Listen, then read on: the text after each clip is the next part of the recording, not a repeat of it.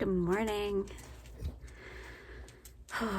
Okay, so I just got to show something to a lot of the more southerner farmers or homesteaders, the ones that are not up here in northern Alberta, who are not in a cold climate. I just want to show you my current mood.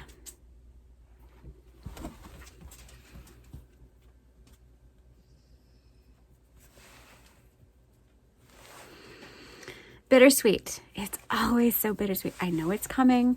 I know it's gonna happen. I lived here my whole life, but it still is like, oh. And then at the same time, it's exciting because it's a change. It's a shift, and it's a time for less work, which is something that I think sometimes we all need a little bit of slow down time, but I'm still like not very happy. I'm sure it'll melt and go away and come back again later, but I wanted to plant my bulbs. They should be here this week. My garlic and tulips and daffodil bulbs are coming, and they shipped and they're late, so I haven't even gotten them yet. I have no bulbs in the ground, so I'm hoping this melts and it doesn't freeze hard and I can get that done and then be done and ready for winter. Hope. We dug out the glads and the dahlias, and so I'll show you where they put them into. I'll just flip this around. Look at all the tomatoes I get to deal with today. I just have, I think these are the corms, my glad corms, and hopefully they store okay in there, hopefully.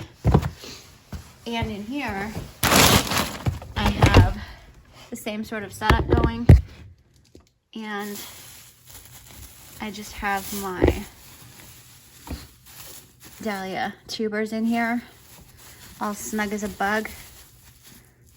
And I'm just gonna check them. I've never done this before, so I've never stored them like that before. I've never stored dahlias or gladiolus corms before, so if there is a tip that you have, I would love to know. I was just the dog letting herself in. I'm like, Sadie, you letting yourself in? Hi. So I'm gonna go do chores. Come on, Tom Tom. Go on. Go on.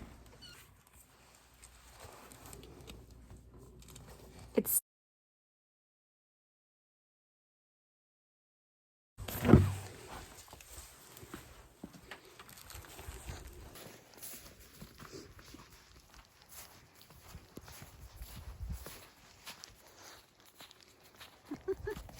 it snowed. Likes to play in the snow. Okay. I see the little guineas. What do you think, you guys? What do you think of this snow stuff? Uh-oh. I don't think they like it very much.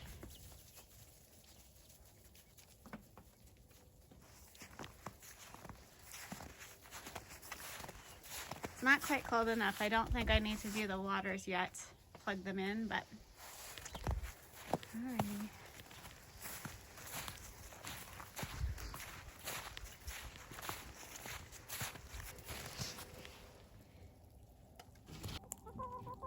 No way? You ain't coming out in this wet stuff?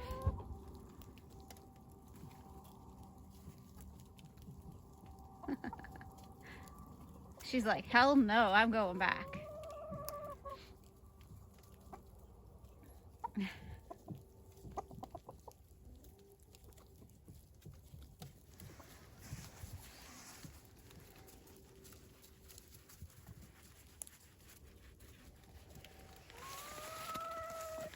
No one else is coming out. They're like, heck no. Not happening.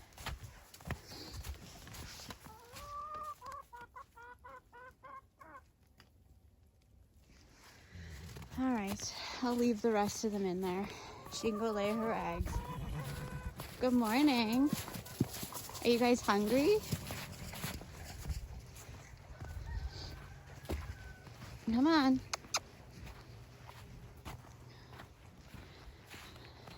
You guys look a little soggy this morning.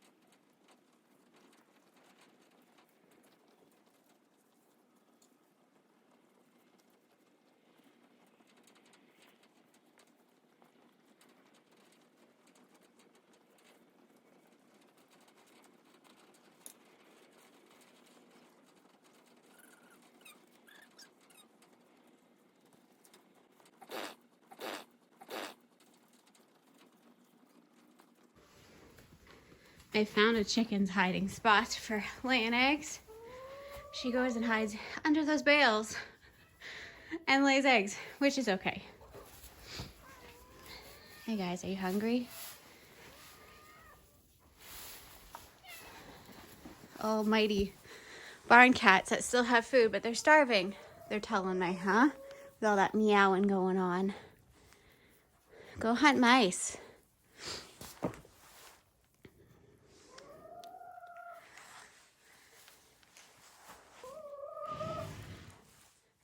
What are you doing? Hi. What are you doing?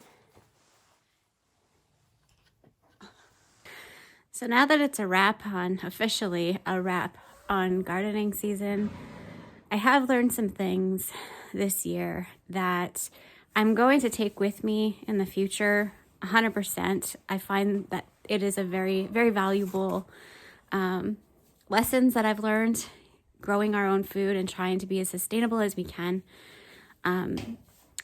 The weather is never going to be predictable. Even if you think it's predictable, it is never going to be predictable. Even in our cold climate, we had record-breaking temperatures this summer and drought. And it was too hot, and it was really cold this spring. So we had a really cold spring and a really hot summer. And I find that even though I have experience growing certain things and I've lived up here in this climate my whole life, it will still shock you. It will still surprise you. It will still nudge you and encourage you to learn, whether you're wanting to learn or not. It will teach you about feeling defeated by forces you can't control, and you have to just make the best of it. And that's something that I really learned this year, preserving and growing. I'm just watching the horses fighting. They have their pecking order, I guess, over there, and they're just picking on each other. But I think that all in all, that in general, 2021 has kind of taught us that as a whole, regardless if you're gardening or not. So, I feel like this year was very successful for what I set out to do. Even though I didn't have a market garden, I do have enough tomatoes and pumpkins that I could probably sell as a market garden.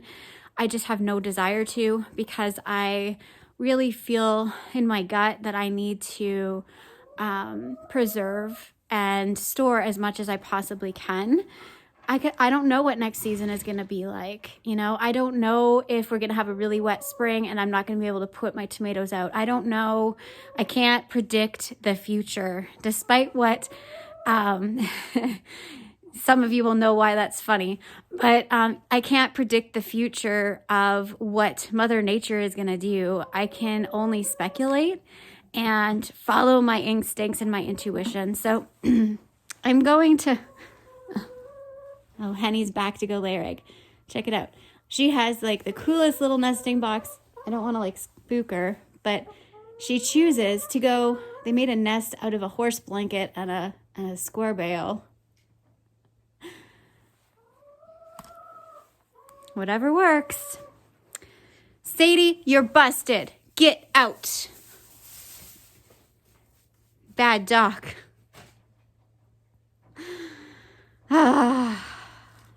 I should get something to stop her.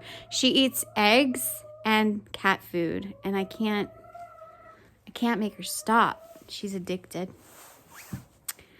The other thing that I learned this year is to have patience with yourself if you don't know the answers, or if you don't know that there are so many people willing to help. I find that YouTube has been a treasure trove of information. Even though I live in a different climate than many other homesteading YouTubers, I find that I was able to get so much help and so much inspiration from people all over that are doing what I'm doing what we're trying to accomplish, and that have more experience than me, or have had situations that I haven't had yet. So, it's this wonderful balance of education and inspiration when you are in a community.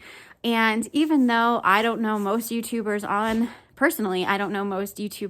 YouTube that are homesteading, it still is a community sense. So, if you are somebody who is doing what we're doing and just trying to grow as much food as you can, put up as much food as you can, and just have a lifestyle where you are doing kind of what you want when you want, and not in the what is the word? I don't even know. What's the word? Like the hustle and the bustle of whatever. I like to be able to have the flexibility to just be at home. I work from home, so actually I'm just getting ready to go to work, because I really find that animals are really good for the heart, good for the soul. And this is the lifestyle I wanted, and I wanted to showcase so many skill sets as a parent. And so I'm really grateful for what we've been able to accomplish this year and what we've been able to teach as life skills to our son. And I'm hoping that moving forward in the future, we are able to continue to do what we are doing by trying to grow as much food as we can, living as sustainably as we can, and having the freedom to do so. And that's our goal, and it's a privilege. So thank you for watching. I hope that you are having less snow than I am. I hope the sun is shining wherever you are, and all the things.